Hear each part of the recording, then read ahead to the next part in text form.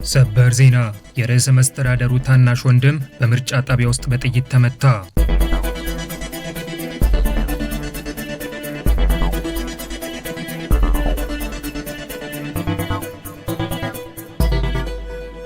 ሰላም ጤና ይስጥልን ውድ ኢንፎርም ኢትዮጵያ ቤተሰቦች እንደምን ቆያችሁ?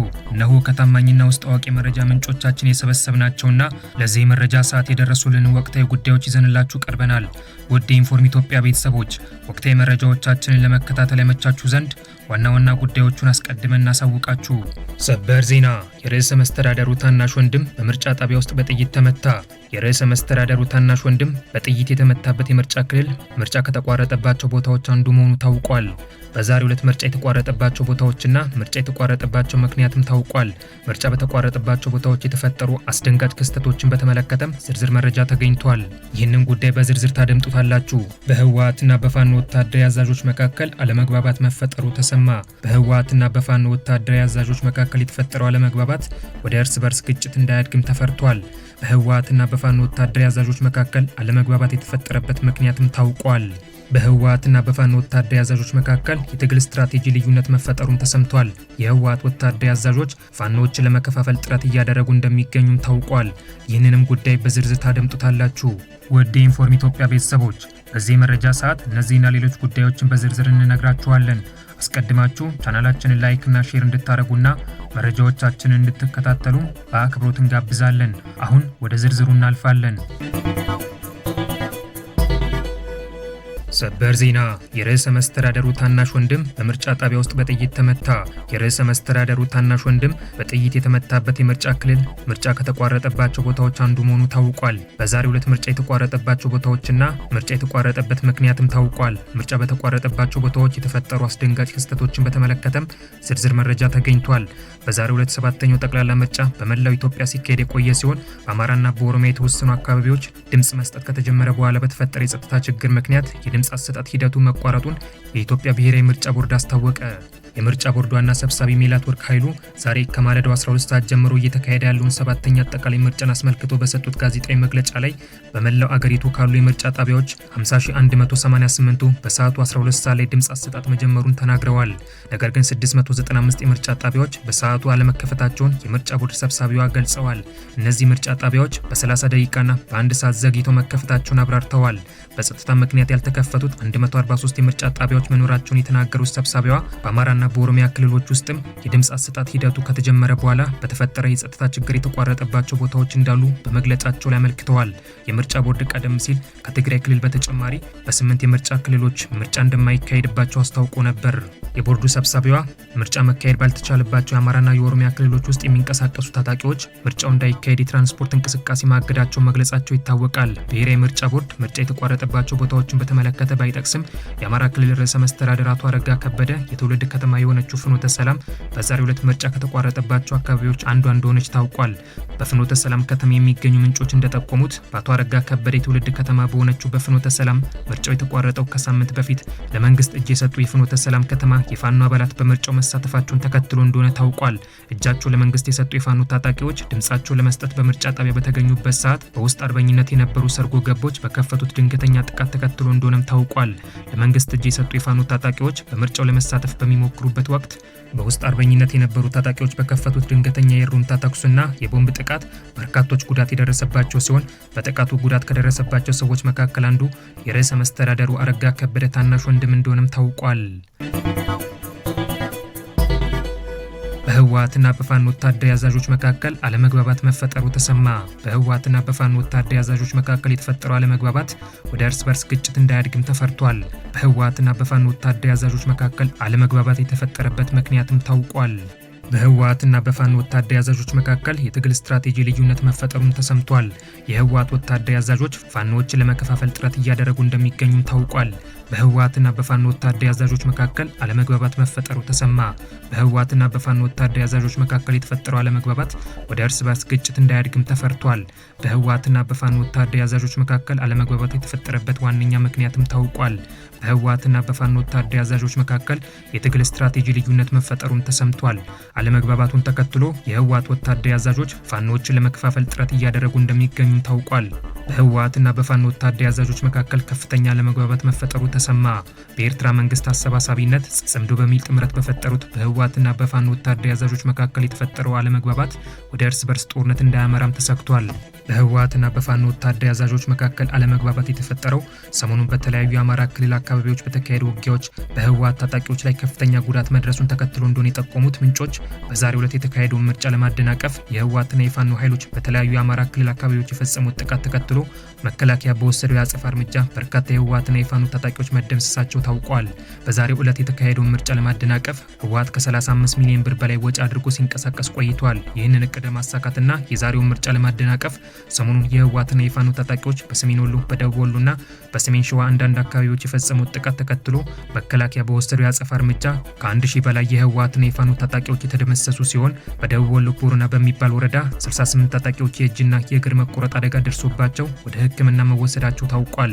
በዛሬው ዕለት የተካሄደውን ምርጫ ለማደናቀፍ ህወሓት ከፍተኛ በጀት መድቦና ታጣቂዎችን ወደ አማራ ክልል አስርጎ አስገብቶ እንደነበር ያመላከቱት ምንጮች ትላንት በመሆኒ ከተማ በተደረገ ግምገማ ላይ የህወሓት ወታደራዊ አዛዦች በትግራይ ታጣቂዎች ላይ ለደረሰው ጉዳት የፋኖ ወታደራዊ አዛዦችን ተጠያቂ ማድረጋቸውና ዘለፋ አዘል ማስጠንቀቂያ መስጠታቸውም ታውቋል። በሰሜን ወሎ የሚንቀሳቀሱ ፋኖ አዛዥ መሪ ወዳጁ በተገኘበት የመሆኒው የግምገማ መድረክ ላይ የፋኖ ወታደራዊ አዛዥ የመከላከያ ሰራዊት አቅምን ባላገናዘበ መልኩ ጥቃት እንዲከፈት አዛችሁ ወጣቶችን ያስጨረሳችሁት እኮ እናንተ ናችሁ በሚል በህወሓት ወታደራዊ አዛዦች በኩል የቀረበውን ክስ ውድቅ ማድረጋቸውም ታውቋል። በሰሜን ወሎ የሚንቀሳቀሱ ፋኖ አዛዥ መሪ ወዳጆ ባለፈው ጉዳይ መጨቃጨቅ የለብንም፣ ስለ ቀጣይ ኦፕሬሽን እንነጋገር የሚል አስታራቂ ሀሳብ ቢያመጣም ከጥቂት የፋኖ ወታደራዊ አዛዦች ውጪ ዛሬም ትግሬ ብቻ ነው ጀግና፣ አማራ ውጊያ አይችልም የሚል እብሪት ከተጠናወታቸው የህወሓት ወታደራዊ አዛዦች ጋር በጋራ መታገል አንችልም፣ አብይ ብቻ ሳይሆን ወያኔ ግን ዋና ጠላታቸው መሆኑን አልዘነጋኑም በሚል የመሪን ሀሳብ ውድቅ ማድረጋቸው ታውቋል። የፋኖ ወታደራዊ አዛዦች ውሳኔን ተከትሎ የህወሓት ወታደራዊ አዛዦች በመሪ ወዳጆ በኩል ለፋኖ ወታደራዊ ግልጽ ማስጠንቀቂያ መላካቸው የተሰማ ሲሆን መሪ ወዳጆን ጨምሮ በግለሰብ ደረጃ አብሯቸው እንዲሰሩ ያግባቧቸው የፋኖ ወታደራዊ አዛዦች መኖራቸው ታውቋል። የህወሓት ወታደራዊ አዛዦች ከሰሜን ወሎ በተጨማሪ በሰሜንና በደቡብ ጎንደር አካባቢ የሚንቀሳቀሱ የፋኖ ወታደራዊ አዛዦችን አሳምነው ከጎናቸው ለማሳለፍ ጥረት እያደረጉ እንደሆነም ታውቋል። በዛሬው ዕለት የተካሄደውን ምርጫ ለማደናቀፍ ያደረጉት ጥረት ሙሉ ለሙሉ ቢከሽፍም የህወሓት ወታደራዊ አዛዦች ከመሪ ወዳጆና ከአፋር ታጣቂዎች ጋር በመቀናጀት በራያ አካባቢ ሌላ ትንኮሳ ለመፈጸምና በመሆኒ በጨርጨርና በዋጅ አካባቢ የሚገኙ ስትራቴጂካዊ ቦታዎችን ለመቆጣጠር እንቅስቃሴ መጀመራቸው ታውቋል። የግብጽ መንግስት በኢትዮጵያ ላይ ጦርነት አወጀ። በወልቃይትና በአካባቢው የታሰበው ሚስጥራዊ ኦፕሬሽን ባለቤትና ተባባሪዎችም ታውቋል። በወልቃይትና በአካባቢው የታሰበው ሚስጥራዊ ኦፕሬሽን የተመለከተ ዝርዝር መረጃ ተገኝቷል። በወልቃይትና በአካባቢው ለማድረግ የታሰበው ሚስጥራዊ ኦፕሬሽን ዓለም አቀፍ ቅጥረኞች ጭምር ያሳተፈ እንደሆነም ታውቋል። በወልቃይትና በአካባቢው ለማድረግ የታሰበው ሚስጥራዊ ኦፕሬሽን በኢትዮጵያ ህልውናና በቀጠናው አደጋ እንደሚደቅንም ታምኗል። በወልቃይትና በአካባቢው የታሰበው ሚስጥራዊ ኦፕሬሽን መጋለጡ ተሰማ። የሚስጥራዊ ኦፕሬሽን ዋነኛ ባለቤትና ተባባሪዎችን በዝርዝር ታውቋል። በወልቃይትና በአካባቢው የታሰበው አደገኛ ሚስጥራዊ ኦፕሬሽን የተመለከተ ዝርዝር መረጃም ተገኝቷል። በወልቃይትና በአካባቢው ለማድረግ የታሰበው ሚስጥራዊ ኦፕሬሽን ከሀገር ታጣቂዎች በተጨማሪ ዓለም አቀፍ ቅጥረኞች ጭምር ያሳተፈ እንደሆነም ታውቋል። በወልቃይትና በአካባቢው ለማድረግ የታሰበው ሚስጥራዊ ኦፕሬሽን ከዞኑ አልፎ በኢትዮጵያ ህልውናና በቀጠናው አደጋ እንደሚደቅንም ታምኗል። የሱዳን መንግስት በኢትዮጵያ ላይ ተደጋጋሚ ወንጀላ በሚያቀርብበትና በኢትዮጵያና በሱዳን መካከል የግጭት ስጋት ባንዣበበበት በዚህ ሰዓት ኢትዮጵያን ከሱዳን ጋር በሚያዋስነው በወልቃይት አካባቢ ከፍተኛ ውጥረት መንገሱ ተሰማ። ውጥረቱ የተፈጠረው ደግሞ በወልቃይትና በአካባቢው ሊደረግ የነበረን ሚስጥራዊ ኦፕሬሽን የተመለከተ ዝርዝር መረጃ በኢትዮጵያ መንግስት እጅ መግባቱን ተከትሎ እንደሆነም ታውቋል። በወልቃይትና በአካባቢው ሊደረግ የታሰበው ሚስጥራዊ ኦፕሬሽን በዋናነት በግብጽ የደህንነት ሰዎች የታቀደ ሲሆን እቅዱን የተመለከቱ የደህንነት ባለሙያዎች በወልቃይትና በአካባቢው ሊደረግ የታሰበው ሚስጥራዊ ኦፕሬሽን እጅግ አደገኛ እንደሆነ አመልክተዋል። የግብጽ የደህንነት ሰዎች በወልቃይትና በአካባቢው ለማድረግ ያቀዱት ሚስጥራዊ ኦፕሬሽን በታቀደው መሰረት ከተሳካ የኢትዮጵያን አንድነት የሚያናጋ ብሎም በሰሜን ምስራቅ አፍሪካ አዲስ የፖለቲካ አሰላለፍ የሚያስከትል እንደሆነም ታምኗል። የግብጽ የደህንነት ሰዎች ለዓመታት የተዘጋጁበት በወልቃይትና በአካባቢው ለማድረግ ያቀዱት ሚስጥራዊ ኦፕሬሽን በአካባቢው ተጽዕኖ ፈጣሪ የሚባሉ አመራሮችን እስከ ማስወገድ የሚደርስ አደገኛ እቅድ እንደሆነም ታውቋል። በሱዳን የሚገኙ የኢትዮጵያ የደህንነት ሰዎች የደረሱበትና ለኢትዮጵያ ብሔራዊ መረጃና ደህንነት አገልግሎት ያጋሩት የግብጽ የደህንነት ሰዎች በወልቃይትና በአካባቢው ለማድረግ ባቀዱት ሚስጥራዊ ኦፕሬሽን በጀነራል አብደል ፈታህ አልቡርሃን የሚመራው የሱዳን ብሔራዊ ጦርና የኤርትራ መንግስት የደህንነት ባለሙያዎች በደጋፊነት የህወሓትና የአማራ ብሔራዊ ንቅናቄ ታጣቂዎች በፈጻሚነት እንደሚሳተፉበትም ታውቋል። በኢትዮጵያ መንግስት እጅ የገባው የግብጽ የደህንነት ሰዎች በወልቃይትና በአካባቢው ለማድረግ ያቀዱት ሚስጥራዊ ኦፕሬሽን በዋናነት የወልቃይትና የሰቲት ሁመራ የጸጥታና ደህንነት ጽሕፈት ቤት ኃላፊ የሆኑትን ኮሎኔል ደመቀ ዘውዱንና የዞኑን አስተዳዳሪ አቶ አሸተ ደምለውን ማስወገድ እንደሆነ ታውቋል። በሱዳን የሚገኙ የህወሓት የአርሚ 7 ታጣቂዎችና የአማራ ብሔራዊ ንቅናቄ ታጣቂዎች የሚያስፈጽሙት የግብጽ የደህንነት ሰዎች ሚስጥራዊ ኦፕሬሽን በሁመራ ከተማ ላይ ድንገተኛ ጥቃት በመክፈት የሁመራ አየር ማረፊያና በአካባቢው የሚገኙ ስትራቴጂካዊ ወታደራዊ ይዞታዎችን መቆጣጠርንም ዓላማ እንዳደረገም ታውቋል። የግብጽ የደህንነት ሰዎች በወልቃይትና በአካባቢው በግንቦት አጋማሽ ላይ ለማድረግ ባቀዱት ሚስጥራዊ ኦፕሬሽን ዙሪያ የግብጽ የደህንነት ሰዎች፣ የኤርትራ መንግስት የደህንነት ባለሙያዎች፣ የህወሓትና የአማራ ብሔራዊ ንቅናቄ ታጣቂ አዛዦች ከቀናት በፊት በሱዳን ሐምዳይት በተባለ አካባቢ ውይይት ማድረጋቸውም ታውቋል። በሐምዳይት በተደረገው ሚስጥራዊ ስብሰባ ላይ የግብጽ የደህንነት ሰዎች በወልቃይትና በአካባቢው ለማድረግ ያቀዱትን ሚስጥራዊ ኦፕሬሽን በተመለከተ ዝርዝር ገለጻ ያቀረቡ ሲሆን የኤርትራ መንግስት የደህንነት ባለሙያዎች እቅዱን ተግባራዊ ለማድረግ የሚያስችል ወታደራዊ ፕላን ማቅረባቸው ታውቋል።